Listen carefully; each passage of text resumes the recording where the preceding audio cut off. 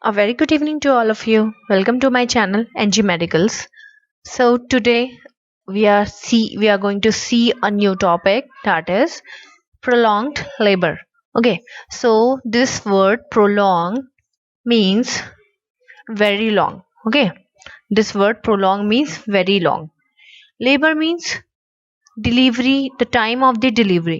ठीक है, डिलीवरी के टाइम को हम क्या बोलते हैं? जो डिलीवरी कंटिन्यूस, जो हमारी डिलीवरी चल रही है, ठीक है, उस ड्यूरेशन को हम बोलते हैं labour. So prolong labour means what? Something which is extending. ठीक है, कोई ऐसी चीज जो बहुत लंबे समय तक एक्सटेंड हो रही है, राइट वो अपने पर्टिकुलर टाइम, जिस टाइम पे उसको कंप्लीट हो जाना चाहिए, उस टाइम पे वो कंप्लीट नहीं हो पा रही है.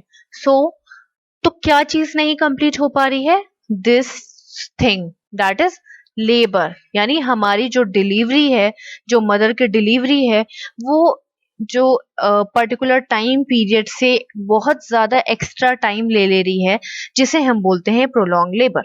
Okay, so first of all हमें ये पता होना चाहिए कि कितने टाइम पे हमारी नॉर्मली डिलीवरी हो जाती है. तो ओवरऑल हम देख रहे हैं, तो ओवरऑल में 15 आवर्स लगते हैं टोटल. ठीक है, 15-16 आवर्स लगते हैं जो हमारी डिलीवरी हो जाती है. That is known as normal. ठीक है, तो नॉर्मल हमारा क्या है? 15 घंटे. टोटल 15 आवर्स में एक मदर एक बेबी को डिलीवर कर देती है. ओके, बट यहाँ पे क्या हो रहा है कि 15 की जगह 18 आवर्स लग रहे हैं, जिसे हमने बोल दिया प्रोलॉन्ग लेबर. क्लियर हुआ? 15 की जगह कितने आवर्स लग रहे हैं? 18 आवर्स लग रहे हैं, जिसे हमने प्रोलॉन्ग लेबर बोल दिया. अब मैं आपको 18 आवर कैसे लग रहे हैं, क्यों लग रहे हैं, किस जगह पे लग रहे हैं, और क्या क्या ऐसे रीजंस हैं जो इन आवर्स को एक्सटेंड करने में एक्सटेंड करा रहे हैं, ठीक है, ये सारी चीजें मैं आपको आगे बताऊंगी. सो इतना तो आई थिंक आपको क्लियर हुआ होगा कि the topic which name is prolonged labour, उसका मीनिंग एग्जैक्टली क्या है. प्रोलॉन्ग मीन्स बहुत ज्यादा लॉन्ग टर्म. ठीक है, लेबर मीन्स डिलीवरी का टाइम, यानी डिलीवरी का जो एग्जैक्ट टाइम है 15 आवर्स, उससे कहीं ज्यादा लंबा टाइम हो जा रहा है और मदर बेबी को डिलीवर अपने टाइम पे नहीं करा पा रही है. That is known as prolong labour. So move to the definition. So the definition is, the labor is said to be prolonged when the combined duration of the first and the second stage is more than arbitrary time limit of 18 hours. ठीक है, सो इसमें बताया हुआ है, simple सी चीज है, मैं आपको बता चुकी हूँ कि 18 आवर्स या उससे ज्यादा टाइम अगर लग जाता है तो उसको हम प्रोलॉन्ग लेबर बोलते हैं. बट यहाँ पे ऐसी कौन सी टाइम पीरियड है, या ऐसी कौन सी जगह है जहां पे ये टाइम वेस्ट हो रहा है? ठीक है, तो यहाँ पे बोला गया है कि हम किसी भी लेबर को प्रोलॉन्ग तब कहते हैं जब कंबाइंड ड्यूरेशन. किसका कंबाइंड ड्यूरेशन? किसका combined period? First stage and second stage. ठीक है, first stage and second stage. जैसा कि हम सब जानते हैं कि लेबर में 4 स्टेजेस होती हैं, first, second, third and fourth, जिसमें से फर्स्ट एंड सेकेंड स्टेज मैं आपको आगे एक्सप्लेन करूंगी. ठीक है, फर्स्ट स्टेज और सेकेंड स्टेज दोनों के कंबाइंड पीरियड में 18 घंटे तक का फर्क होता है. आई मीन दोनों का जो कंबाइंड पीरियड है वो 18 आवर है. आर्बिट्रेटरी मीन्स होता है लगभग, अप्रोक्सीमेटली. ठीक है, अप्रोक्सीमेटली 18 आवर्स तक हमारा टाइम वेस्ट हो गया फर्स्ट और सेकेंड स्टेज के आवर्स को मिलाकर. ठीक है, तो अब हमें ये पता होना चाहिए कि हमारे जो लेबर है वो 4 स्टेजेस में डिवाइड है, first, second, third and fourth. First stage 3 part में डिवाइड है, latent, active and transitional phase. हम सब जानते हैं लेटेंट फेज जो होता है हमारा, वो हम अभी आगे डिस्कस करेंगे, मैं आपको ऐसे बता देती हूँ. ठीक है, इस फर्स्ट स्टेज में हमारे प्राइमरी मदर जो कि पहली बार प्रेग्नेंट हुई है वो 12 आवर लेती है, जबकि मल्टी मदर 6 आवर लेती है. अब आप सोचिए, फर्स्ट स्टेज में ही 12 आवर की जगह ज्यादा आवर लग गए. ठीक है, प्राइमी जो है, जो फर्स्ट बार मदर बनी है, उसको हम प्राइमी बोलते हैं, वो प्राइमी ने 12 की जगह यहाँ पे 14 आवर ले लिए, 14 घंटे ले लिए. ठीक है, और वैसे ही जो क्या कहते हैं उसको, मल्टी मदर है, ठीक है, उसने 6 आवर उसको लेना चाहिए था, 6 की जगह उसने कितना ले लिया? 8 आवर ले लिया. ठीक है, आप समझ रहे हो, या 10 आवर ले लिया, वट एवर इट इज, मतलब नॉर्मल से ज्यादा आवर्स ले लिए.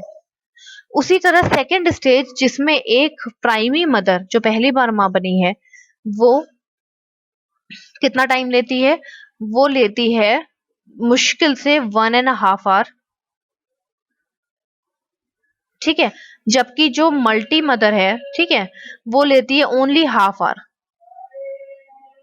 ओके, तो इन सब टाइमिंग में कुछ भी ड्यूरेशन में कुछ भी चेंजेस होते हैं, एक्सटेंड हो जाता है, जिसकी वजह से वो इन दोनों का फर्स्ट और सेकंड स्टेज का पूरा कंप्लीट टाइम मिलके 18 आवर बन जाता है या उससे ज्यादा बन जाता है, जिसको हम प्रोलॉन्ग लेबर कहते हैं।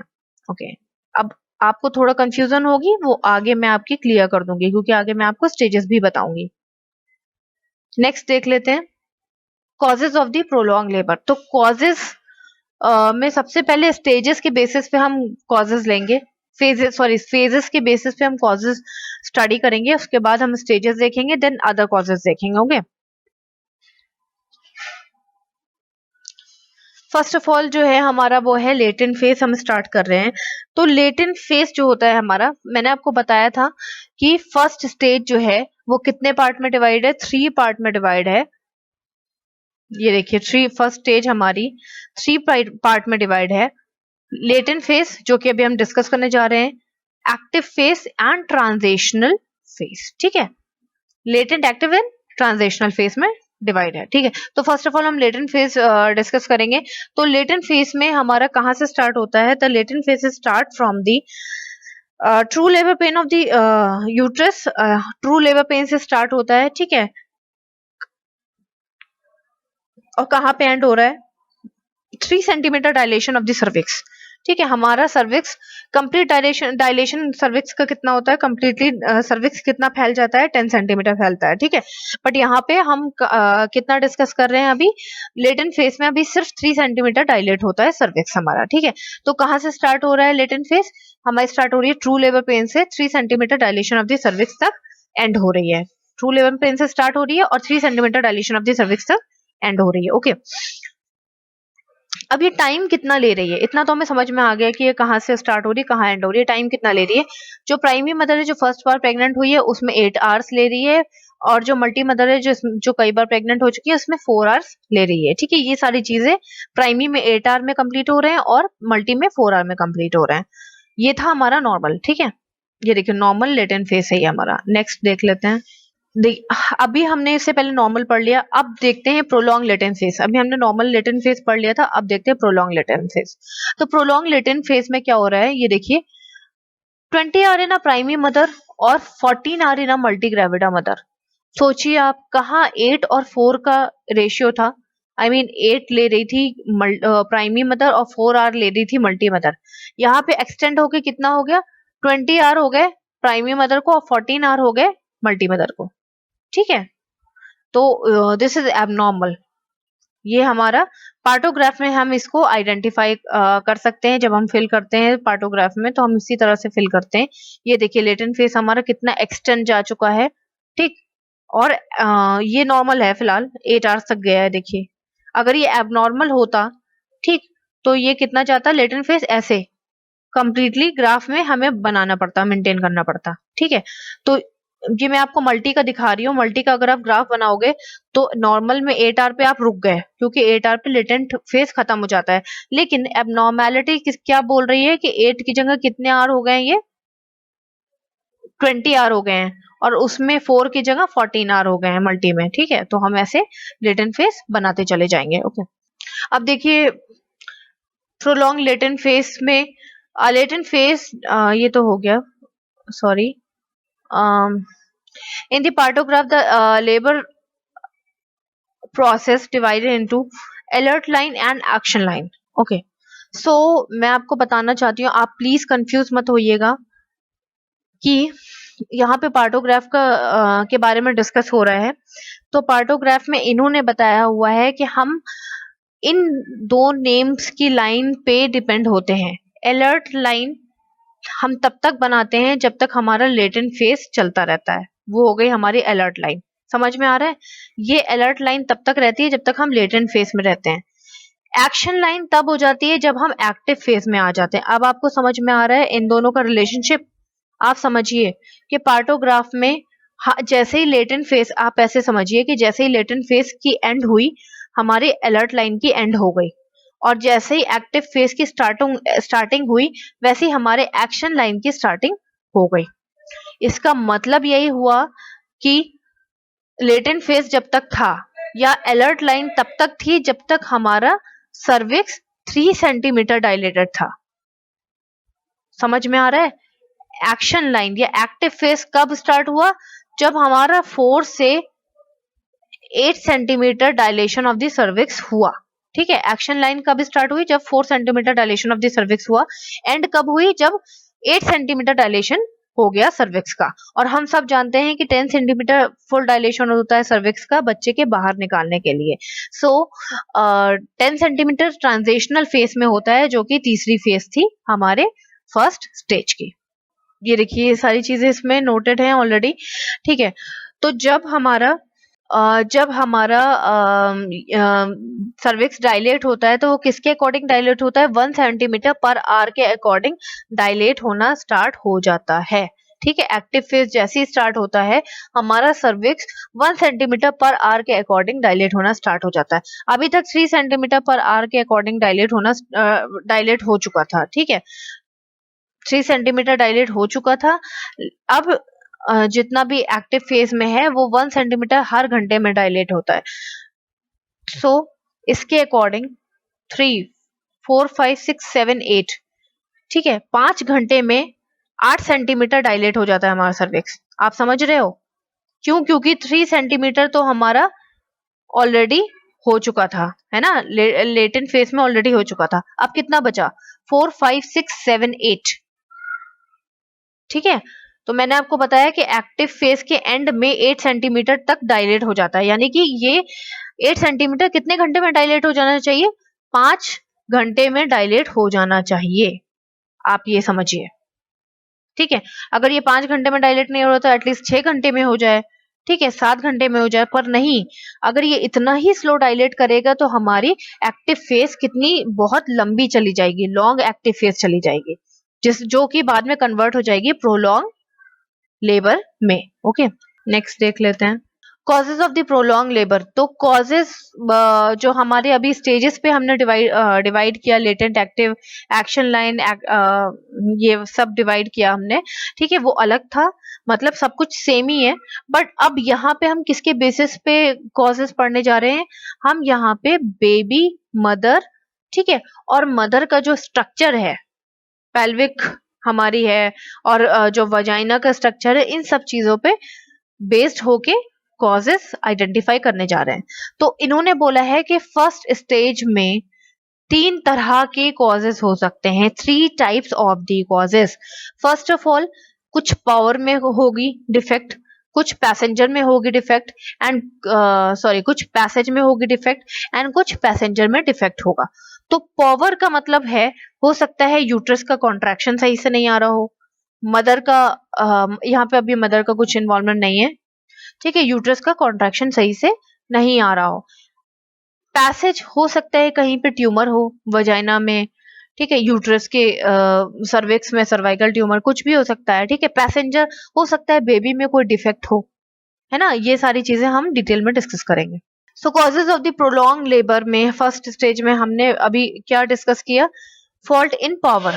ठीक है, तो मैंने आपको बताया कि पावर में हो सकता है यूट्राइन कॉन्ट्रैक्शन सही से नहीं आ रहे हो। भाई, अगर नॉर्मल यूट्राइन कॉन्ट्रैक्शन नहीं आएंगे तो बेबी का डिसेंट नहीं होगा, बेबी नीचे शिफ्ट नहीं होगा। डिसेंट का मतलब क्या होता है? Baby slowly slowly slowly slowly slowly slowly नीचे शिफ्ट होता है, फिर वजाइना के एरिया तक आता है, हाँ, एंगेज होता है हेड, उसके बाद उसकी डिलीवरी होती है।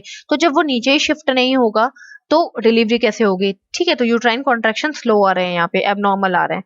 यूट्राइन इनर्शिया, यूट्राइन कॉन्ट्रैक्शन यहाँ पे तो एबनॉर्मल आ रहे हैं, पर इनर्शिया का मतलब होता है वेरी स्लो। ठीक है, बहुत ही ज्यादा स्लो आ रहे हैं, जिसकी वजह से हम कह सकते हैं कि ऑक्सीटोसिन दे रहे हैं, ठीक है, चीजें दे रहे हैं कॉन्ट्रैक्शन बढ़ाने के लिए, एग्यूमेंटेशन ऑफ लेबर कर रहे हैं, फिर भी कॉन्ट्रैक्शन नहीं इंक्रीज हो रहे हैं, उसको बोलते हैं यूट्राइन इनर्शिया। इनकोऑर्डिनेट यूट्राइन कॉन्ट्रैक्शन सही है, ठीक है, यूट्राइन कॉन्ट्रैक्शन तो सही आ रहे हैं, पर जिस फिनोमिना के साथ आना चाहिए उस फिनोमिना के साथ नहीं आ रहे। मैं आपको बताती हूँ, फॉर एग्जाम्पल हो गया कि ये है हमारा यूट्रस, ठीक है, यूट्रस समझ लीजिए, इसे थोड़ा अजीब लग रहा है, ठीक है, प्रेग्नेंट यूट्रस है हमारा, ओके। तो कॉन्ट्रैक्शन कैसे आना चाहिए? बेबी का हेड ये है बेबी का बॉडी, ठीक है। तो कॉन्ट्रैक्शन कैसे आना चाहिए? कॉन्ट्रैक्शन आना चाहिए यहाँ पे प्रेशर के साथ। कॉन्ट्रैक्शन कहाँ पे आना चाहिए? यहाँ पे प्रेशर के साथ आना चाहिए, ठीक है। अगर अबव पोर्शन में कॉन्ट्रैक्शन आएंगे, यहाँ पे कॉन्ट्रैक्शन आएंगे, तो जो पोर्शन जो इसके अंदर का कंटेंट है वो नीचे शिफ्ट होगा अपने आप ही, ठीक है, कंटिन्यूअस नीचे शिफ्ट होगा। अगर आपको ये चीज क्लियर नहीं हो रही है तो आप एक बलून लीजिएगा, उसमें उसको फिल करिएगा, एयर फिल करिएगा, ठीक है। फिर उसको नीचे से टाई अप कर दीजिएगा और कुछ उसमें डाल दीजिएगा बलून में, बॉल वगैरह, ठीक है। जब आप बलून को ऊपर से प्रेस करोगे तो प्रेशर नीचे जाएगा, ठीक है ना, और जो नीचे बॉल होगी उस पे प्रेशर पड़ेगा। तो आप इसको समझ लीजिए बॉल है, ठीक है, इस पे प्रेशर पड़ रहा है। जब इस पे ऊपर से हम इसको प्रेस कर रहे हैं, बहुत सिंपल सी चीज है, मुझे लगता है आपको खुद ही क्लियर हो जाएगा, तो ये नीचे अपने आप ही बेबी शिफ्ट होने लगेगा। इस तरह के कॉन्ट्रैक्शन नॉर्मल होते हैं, लेकिन मे बी इस तरह के कॉन्ट्रैक्शन ना आके बीच में ज्यादा कॉन्ट्रैक्शन पावर लग रही हो, ठीक है, कॉन्ट्रैक्शन की पावर किसी भी तरह से बीच में ज्यादा लग रही हो, इस मिडिल पोर्शन में। अगर आप खुद सोचिए कि इस मिडिल पोर्शन में अगर मैं कॉन्ट्रैक्ट करती हूँ तो ना बेबी ऊपर जाएगा और ना ही नीचे जाएगा, बीच में ही फंसा रहेगा। तो इसको कहते हैं कोऑर्डिनेटेड, इन कोऑर्डिनेटेड यूट्राइन कॉन्ट्रैक्शन, ओके। फिर आते हैं फॉल्ट इन पैसेज। पैसेज का मतलब होता है जहां से बेबी बाहर आएगा। इसका मतलब क्या हो गया? पेल्विक कैविटी हमारी, ठीक है, पेल्विक कैविटी हो गई हमारी, और क्या हो गई हमारी? हमारा वजाइना हो गया, ठीक है। वजाइना के इससे पहले हमारा जितना भी पैसेज बनता है, रास्ता बनता है, उसको बोलते हैं पैसेज, ठीक है। तो अब बेबी को अगर नीचे आना है तो इस रास्ते से ही आना होगा, इस पैसेज से ही आना होगा। अगर आप सोचो कि यहाँ पे ट्यूमर है तो रास्ता ऑब्स्ट्रक्ट हो गया, ब्लॉक हो गया, बेबी नीचे शिफ्ट नहीं हो पाएगा क्योंकि उसको पूरा एरिया चाहिए होता है, पूरा क्या उससे ज्यादा ही चाहिए होता है।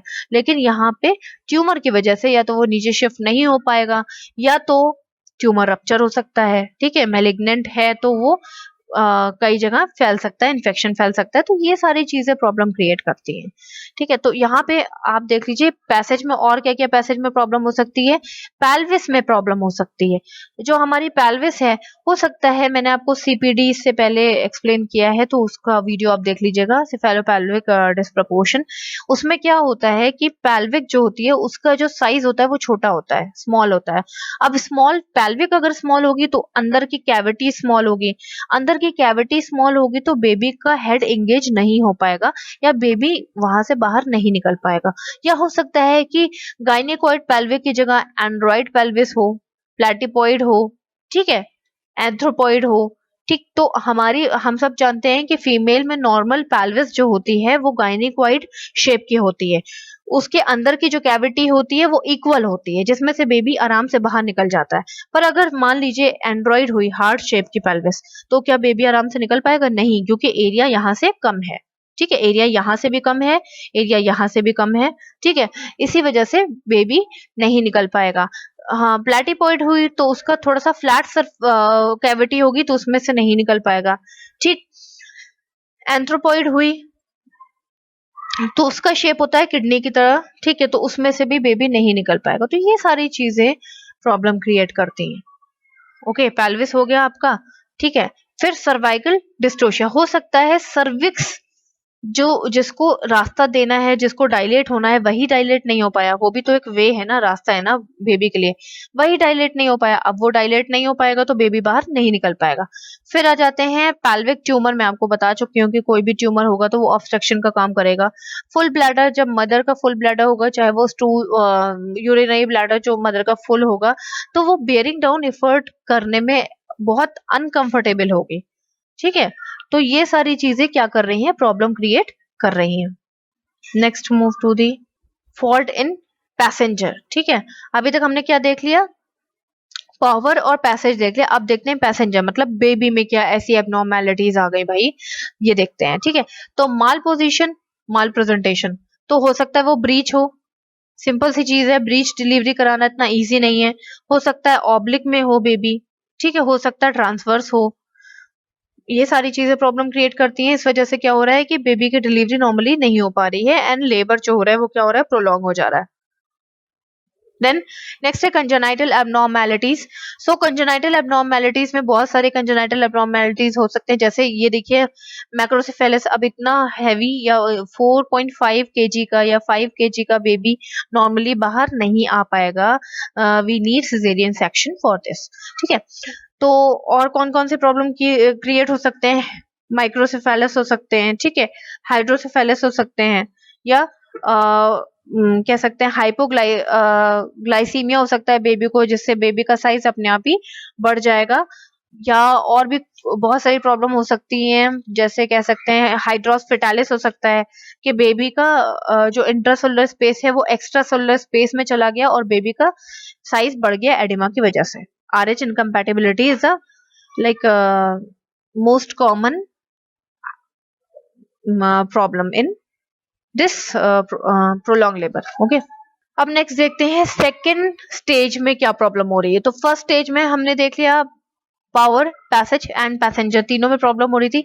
सेकेंड स्टेज में भी सेम प्रॉब्लम हो रही है, बट थोड़े बहुत चेंजेस हैं इसके अंदर। पावर में भी प्रॉब्लम होगी, पैसेज में भी होगी एंड पैसेंजर में भी होगी। तो आगे देख लेते हैं।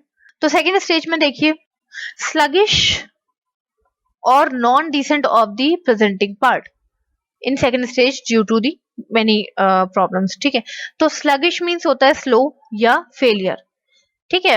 decent, कौन decent नहीं हो रहा है, decent मतलब नीचे शिफ्ट होना, presenting part मतलब present जो अपने आप को प्रेजेंट कर रहा है। अब अगर इस इमेज के अकॉर्डिंग देखें तो इस इमेज में प्रेजेंटिंग पार्ट क्या है, बेबी का फुटलिंग प्रेजेंटेशन है, फुट है प्रेजेंटिंग पार्ट, ठीक है, क्योंकि ये सर्विक्स के सबसे करीब है, पास है, और ये ही इंगेज होगा।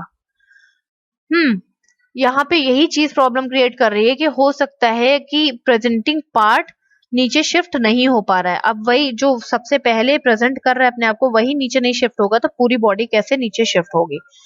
ओके, फेलियर इन पावर, अब यहाँ पर भी पावर का फेलियर है। सेम यूट्राइन इनर्शिया मैं आपको बता चुकी हूँ। यहाँ पे और भी प्रॉब्लम्स होगी, मदर बेयरिंग डाउन एफर्ट, जब हम मदर को बोलते हैं कि नीचे पुश करिए तो वो नीचे पुश नहीं कर पा रही है। हो सकता है मदर में उतनी एनर्जी नहीं हो सकता है मदर का ब्लैडर फुल हो, बहुत सारी प्रॉब्लम हो सकती है। ये हो सकता है मदर एग्जॉस्ट हो चुकी हो। Contraction ring, so this image shows you about the contraction ring. Actually जो हमारे कॉन्ट्रैक्शन है वो हमारे अबव पोर्शन में स्टार्ट होते हैं, जिससे कि वो नीचे बेबी को शिफ्ट कर सके। पर यहाँ पे क्या हो रहा है, कॉन्ट्रैक्शन एबनॉर्मल कॉन्ट्रैक्शन आ रहे हैं, मिसमैच हो रहा है कॉन्ट्रैक्शन का, जिसकी वजह से प्रेशर यहाँ पे ज्यादा पड़ गया है और यूट्रस यहाँ से ज्यादा कॉन्ट्रैक्ट हो गया है। तो इसको रिंग इसलिए बोला गया है कि अगर मैं इस इमेज में रिंग बनाना चाहूं, ठीक है, लाइक दिस, तो ये एक रिंग बन सकती है, ठीक है। तो ये हो गई कॉन्ट्रैक्शन रिंग, तो ये एक रिंग हो गई। अब इस रिंग की वजह से क्या हो रहा है कि प्रेशर बराबर लग रहा है, बीच में लग रहा है, तो ना बेबी ऊपर जाएगा और ना ही बेबी नीचे शिफ्ट होगा। ये है हमारी कॉन्ट्रैक्शन रिंग। नेक्स्ट आ जाते हैं फॉल्ट इन पैसेज। तो यहाँ पर भी पैसेज में जहां से मैंने आपको बताया था कि बेबी नीचे निकलता है, यहाँ से बेबी नीचे शिफ्ट होगा, डिसेंट होगा, then expulsion of the baby होगा। तो एक्सपल्शन तब होगा जब एक पैसेज बनेगा। अगर उस पैसेज में कोई भी प्रॉब्लम हो रही है तो फॉल्ट इन पैसेज, उसको हम as a fault in passage हम डिनोट करेंगे, ठीक है। तो फर्स्ट ऑफ ऑल हमारा हो गया सीपीडी, दैट इज सिफेलोपेल्विक डिस्प्रपोर्शन। मैं आपको प्रीवियस लेक्चर में ऑलरेडी एक्सप्लेन कर चुकी हूँ, सो आप प्रीवियस लेक्चर प्लीज देख लीजिए, आपको पूरा क्लियर हो जाएगा। फिर भी मैं एक ओवरव्यू दे देती हूँ कि सिफेलोपेल्विक डिस्प्रपोर्शन का मीनिंग क्या होता है। Cephalo means head of the baby, pelvis means bone of the mother, ठीक है। हेड ऑफ द बेबी और बोन ऑफ द मदर में कोई भी डिस्प्रपोर्शन हो, मिसमैच हो, या कोई भी ऐसी प्रॉब्लम हो जिसमें head of the baby mother की पेल्विस में एंगेज नहीं हो पा रहा है, और हम सब जानते हैं कि एंगेजमेंट के बाद ही बेबी का हेड में बहुत सारे मैकेनिज्म होते हैं, चेंजेस होते हैं, और बेबी नीचे शिफ्ट होते होते हेड की डिलीवरी हो जाती है।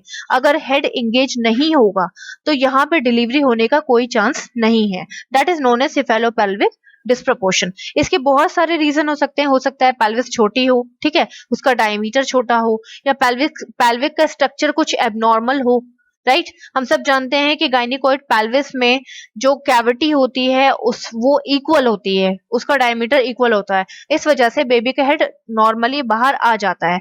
हो सकता है उस कैविटी के डायमीटर में कुछ भी ऐसे चेंजेस हो गए हैं, 1 सेंटीमीटर भी डायमीटर अगर कम हुआ तो हेड जो है वो एंगेज नहीं हो पाएगा। Okay. Soft tissue pelvic tumour हो सकता है, ट्यूमर मैं ऑलरेडी आपको एक्सप्लेन कर चुकी हूँ, स्पेस ऑक्यूपाई कर लेगा, प्लस रप्चर होने के चांसेस हो जाते हैं, इन्फेक्शन फैलने के चांसेस हो जाते हैं। फॉल्ट इन पैसेंजर, सेम इसमें भी पैसेंजर में कुछ ना कुछ फॉल्ट होगा, तो माल पोजिशन माल प्रेजेंटेशन में ऑलरेडी एक्सप्लेन कर चुकी हूँ, बिग बेबी भी कर चुकी हूँ, एंड कंजेनाइटल, इसमें सेम फर्स्ट स्टेज वाली प्रॉब्लम्स क्रिएट होंगी। देन पावर पैसेज पैसेंजर हो गया हमारा।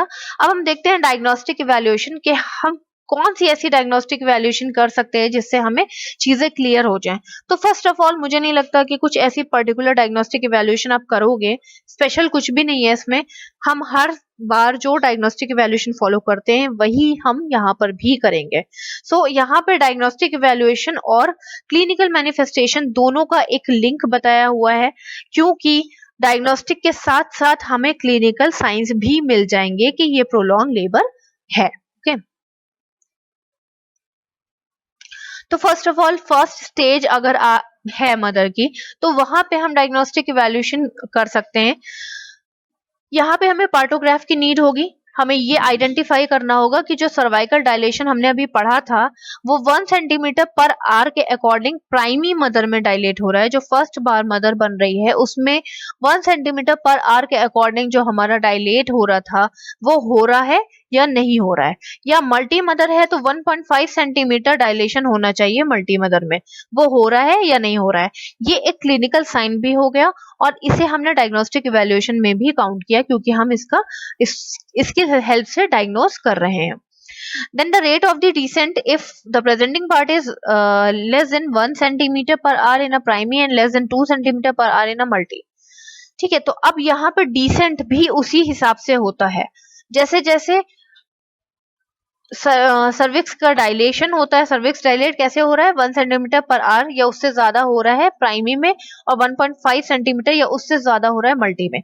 सेम डिसेंट का जो प्रोसेस है, नीचे शिफ्ट होने का, बेबी के नीचे शिफ्ट होने का जो प्रोसेस है, उसमें भी यही हो रहा है कि 1 सेंटीमीटर या उससे थोड़ा सा ज्यादा पर आवर प्राइमी में हो रहा था और 2 सेंटीमीटर पर आवर मल्टी में हो रहा था। अगर इस प्रोसेस के साथ इससे स्लो डायलेशन हो रहा है या इससे स्लो डिसेंट हो रहा है तो हम उसे काउंट कर सकते हैं प्रोलॉन्ग लेबर में।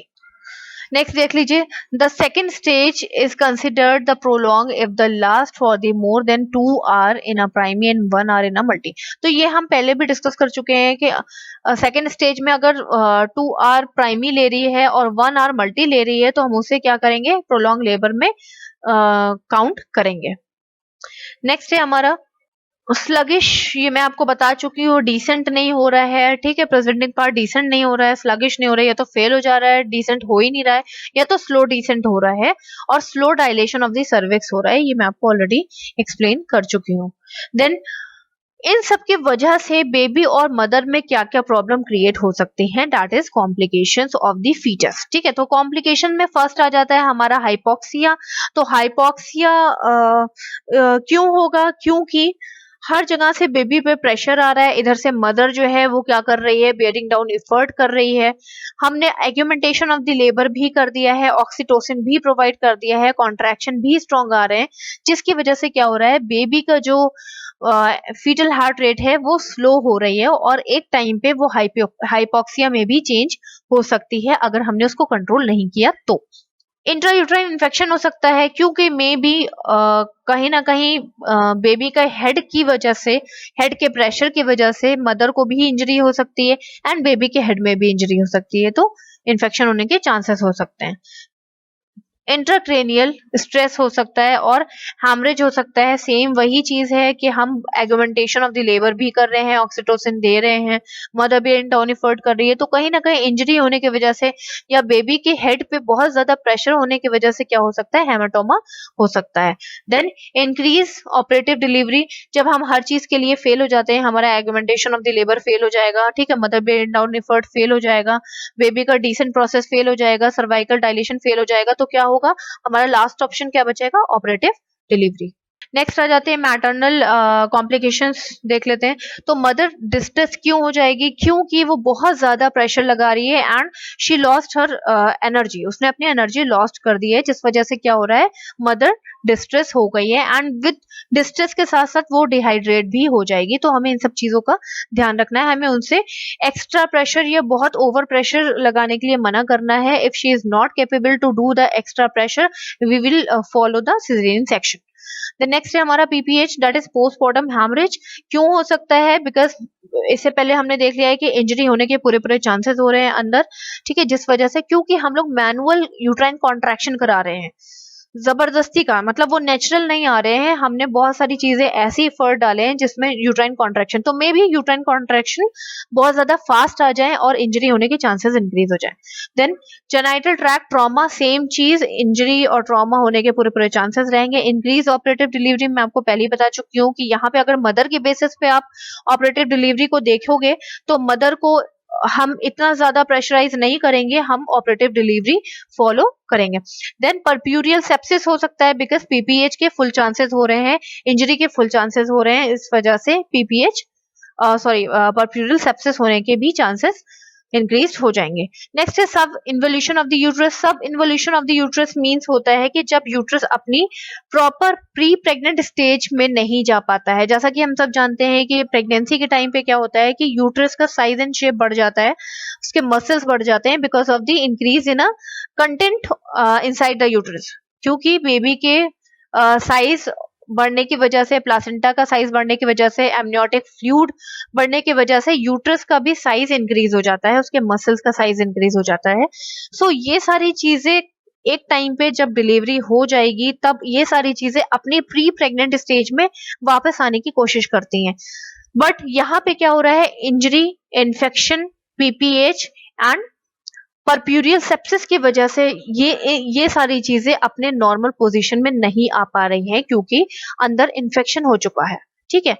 तो जिस हिसाब से कॉन्ट्रैक्शन आने चाहिए, कॉन्ट्रैक्शन आने पर ही सारी चीजें फिर से अपने वहां नॉर्मल होती हैं, अपनी जगह पे जाती हैं, तो उस हिसाब से कॉन्ट्रैक्शन भी नहीं आ पाएंगे और चीजें अपनी जगह पे नहीं जा पाएंगे, यूट्रस अपनी जगह पे नहीं जा पाएगा या अपने साइज को छोटा नहीं कर पाएगा।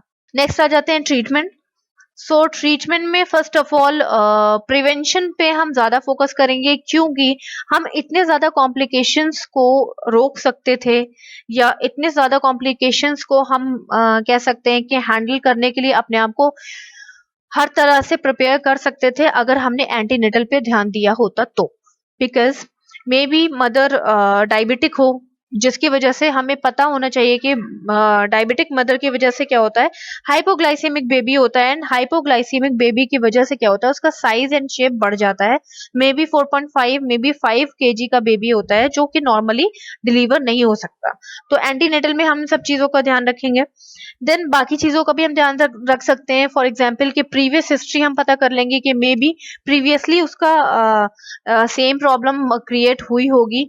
क्यों क्रिएट हुई होगी? हो सकता है सीपीडी हुआ हो, पहले सेफेलोपेल्विक डिस्प्रोपोर्शन हुआ हो सकता है पेल्विस का साइज छोटा हो, कॉन्ट्रैक्टेड पेल्विस हो जिसका साइज छोटा हो सकता है गाइनिकॉइड पेल्विस की जगह एंड्रॉइड पेल्विस हो या प्लेटिपॉइड पेल्विस हो या कोई भी टाइप की पेल्विस होगी जिसकी वजह से बेबी की डिलीवरी नहीं हो पाई है। तो ये सारी चीजें भी हम ध्यान में रखेंगे। Then use of the partograph, it's most important because अगर आप पार्टोग्राफ नहीं यूज करते हैं तो we can't be identify the timing of the stage of the labour, ठीक है। तो जिस हिसाब से हम स्टेजेस की टाइमिंग नोट कर रहे थे वो हम सब पार्टोग्राफ में आइडेंटिफाई करते हैं, ठीक है। Then selective augmentation of the labour हम कुछ सिलेक्टिव केसेस में करेंगे, हर केस में हम नहीं करते हैं क्योंकि हमें पता होना चाहिए कि अगर पेल्विस का साइज ऑलरेडी छोटा है, सीपीडी है, ठीक है, कॉन्ट्रैक्टेड पेल्विस है या पेल्विक गाइनिकॉइड नहीं है, तो उस टाइम पे हमें एग्यूमेंटेशन कराने की कोई नीड नहीं है। अगर हम एग्यूमेंटेशन कराते भी हैं, हम आर्टिफिशियल कोई चीज देते हैं या रप्चर ऑफ द मेम्ब्रेन करते हैं या ऑक्सीटोसिन करते हैं। हम सब जानते हैं कि एग्यूमेंटेशन का मतलब क्या होता है कि हम आर्टिफिशियली कुछ ऐसी चीज दे रहे हैं जिससे कि यूट्रस के कॉन्ट्रैक्शन इंक्रीज हो रहे हैं, ठीक है। तो अगर पेल्विस का साइज ही छोटा है तो हम एग्यूमेंटेशन नहीं देंगे, उससे बेबी का हेड उसमें एंगेज नहीं हो पाएगा और यूट्रस रप्चर हो जाएगा। Then chance of the posture in a labour and avoidance of the dehydration, तो हम पहले से ही इस चीज का ध्यान रखेंगे कि मदर पे इतना प्रेशर ना पड़े कि वो डिहाइड्रेटेड हो जाए, एग्जॉस्ट हो जाए और उसकी डेथ के चांसेस इंक्रीज हो जाए। तो इन सारी चीजों को ध्यान में रखते हुए हम मदर पे प्रेशर नहीं डालेंगे। फिर आ जाते हैं, ये सारी चीजें केयरफुली फाइंड आउट करने के बाद हमें देखना है cause of the prolong labour, ऐसी कौन सी प्रॉब्लम क्रिएट हो रही है जिसकी वजह से प्रोलॉन्ग लेबर हो रहा है। अगर हम उसे सॉर्ट आउट कर सकते हैं तो करेंगे, नहीं तो हम सिजेरियन सेक्शन डायरेक्टली फॉलो करेंगे। देन नेक्स्ट है एफर्ट ऑफ द मदर, हमें आइडेंटिफाई करते रहना है कि mother and foetus also, mother और बेबी दोनों के जो फिजिक है या मेंटली या फिजिकली कैसे भी करके मदर और बेबी दोनों हेल्दी रहें। अगर हमने उनपे बहुत ज्यादा प्रेशर डाला, मदर को कंटिन्यूअस बेरिंग डाउन एफर्ट कर रही है एंड बेबी के एफएसएच अगर डिक्रीज हो रही है तो बेबी हाइपोक्सिया में जा सकता है एंड बेबी की डेथ हो सकती है। तो हमें इन सब सारी चीजों का ध्यान रखना है कि मान लीजिए मदर के पास इतनी पावर है कि वो बेरिंग डाउन एफर्ट कर ले रही है, बट बेबी की एफएसएच अगर नॉर्मल नहीं है तो हम मदर को बेरिंग डाउन एफर्ट करने के लिए मना कर देंगे। सेम चीज अगर मदर नहीं कर पा रही है तो हम उस पर प्रेशर नहीं डालेंगे कि मदर को एग्जॉस्ट नहीं होना है। नेक्स्ट आ जाते हैं, फिर हमें देखना है कि हमें किस तरह के फ्लूइड्स देना है मदर को। तो हम इलेक्ट्रोलाइट इम्बैलेंस को बैलेंस करके रखेंगे, हमें उसको इम्बैलेंस नहीं होने देना है। इन्फेक्शन से बचाना है, उसके लिए हमें एंटीबायोटिक्स प्रोवाइड करना है, एम्पिसिलिन दे सकते हैं, सिट्रोफ्लैक्सिन दे सकते हैं। ये सारी चीजें हम दे के मदर को इन्फेक्शन से प्रिवेंट करेंगे। ब्लैडर को एम्प्टी कराना है, भले ही कैथेटराइजेशन के थ्रू। वैसे तो हम मदर को कहते हैं कि वो ब्लैडर एम्प्टी करने के बाद ही डिलीवरी टेबल पे आके लेटेगी। अगर बीच में ऐसा कुछ होता है कि ब्लैडर फुल हो गया तो we should use catheterisation to empty the bladder. Then stomach को भी एम्प्टी करके रखना है, स्टूल को पूरा एम्प्टी करके रखना है। डेफिकेट करवा के मदर को बोलना है पहले से ही कि डेफिकेट करके बैठेगी वो। देन क्रॉस मैचिंग ब्लड हमारे पास ऑलरेडी होना चाहिए कि मे बी ब्लड पीपीएच हो गया या कोई भी सिजेरियन सेक्शन हमने किया तो हमें सडन ब्लड की नीड होगी ट्रांसफ्यूजन करने के लिए, तो क्रॉस मैच हम पहले से ही करा लेंगे, आरएच इनकम्पैटिबिलिटी आइडेंटिफाई कर लेंगे। ठीक है, ये सारी चीजें कराने के बाद हम ब्लड का अरेंजमेंट कर लेंगे। नेक्स्ट आ जाते हैं, अगर first stage of the labour में डिले हो रहा है कुछ भी, वजाइनल एग्जामिनेशन वगैरह हमने सारी चीजें कर ली है, पार्टोग्राफ भी फिल कर लिया है और हमें पता चल गया है कि कुछ भी डिले हो रहा है, तो हमें देखना है कि यूट्रस अपनी एक्टिविटी कैसे कर रहा है, क्या यूट्रस में प्रॉपर कॉन्ट्रैक्शन आ रहे हैं या नहीं आ रहे हैं। ठीक है, अगर नहीं आ रहे हैं तो हमें ऑक्सीटोसिन देना है, 5 यूनिट ऑक्सीटोसिन दे सकते हैं, 500 ml RL में दे सकते हैं ऑक्सीटोसिन। ठीक है, at the rate of the 40 drops पर मिनट के अकॉर्डिंग हम उसको देते हैं। देन इफेक्टिव पेन रिलीफ देंगे अगर एज पर नीडेड, नहीं तो अगर इन सब से कोई भी काम नहीं बन रहा है, सब कुछ फेल हो रहा है, तो हम सिजेरियन सेक्शन फॉलो करेंगे। अब आ जाते हैं सेकेंडरी अरेस्ट पे। तो सेकेंडरी अरेस्ट कब होगा, सेकेंडरी या सेकेंड स्टेज में होगा हमारा सेकेंडरी अरेस्ट। ठीक है, तो अब यहाँ पे सेकेंड स्टेज हम देख लेते हैं। यहाँ पे आ जाते हैं, सेकेंड स्टेज में कुछ अगर डिले हो रहा है तो सेकेंड स्टेज में भी हम वही सारी चीजें आइडेंटिफाई करेंगे, प्लस बेबी का स्टेटस भी आइडेंटिफाई करेंगे। अगर बेबी का स्टेटस अच्छा है तो हम असिस्टेड डिलीवरी करा सकते हैं, फोर्सेप से करा सकते हैं, वेंटोस से करा सकते हैं। ठीक है, तो अगर फोर्सेप और वेंटोस हमारा प्रॉपरली नहीं हम फॉलो कर पा रहे हैं या हमें लगता है कि फोर्सेप और वेंटोस से नहीं हो पाएगा, तो हमें बेबी को और मदर को डेंजरस में ना डालकर सिजेरियन सेक्शन डायरेक्ट फॉलो करना है। ध्यान रखना है कि हमें इंस्ट्रूमेंटेड डिलीवरी को बहुत ज्यादा इन्फ्लुएंस में नहीं लाना है। इंस्ट्रूमेंट डिलीवरी के अलावा हम सिजेरियन सेक्शन ज्यादा बेटर समझते हैं। ठीक है, ऐसे केसेस में। So this is all about prolonged labor. I think आपको क्लियर हुआ होगा। If you are having any doubt, you can ask me in a comment box. कुछ भी अगर आपको डाउट है तो प्लीज आप मुझे पूछ सकते हो, either personally or professionally, no matter. You should clear your doubt. Thank you so much and have a nice day.